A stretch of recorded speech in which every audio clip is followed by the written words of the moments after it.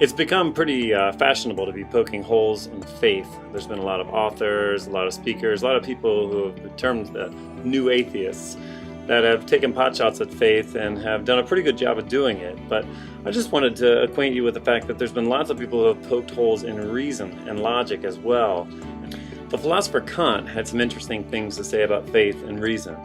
And he lived in a day in which there were some people who were saying the only thing that's real are the only things that you can see. So he actually came up with a critique of this, and it goes something like this. He said there are things that exist in the world that we can have a fair amount of degree of uncertainty about whether they actually exist. For example, the color yellow. He said the color yellow is really not something that exists in the world. The color yellow is just something I assign to a certain wavelength of light that strikes my eye, and really the idea of yellow only exists in the brain. He said this by saying, look, there are sense organs that we have, namely the eye, that actually looks at the color yellow, and it takes a wavelength of light, which is basically energy, and it assigns it the value of yellow, and it creates in the mind the idea called yellow.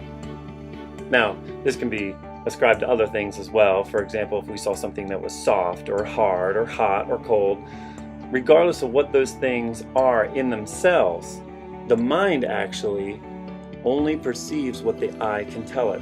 And since the eye is a very, very small bandwidth of information, what the eye tells the mind really isn't what exists out there. And this can be interchanged with all kinds of other different senses. For example, when we feel hot and cold. Hot and cold don't exist, it's just atoms that are going fast or slow. But the mind makes up the value of hot and cold because it doesn't want the skin to be burned or frostbitten.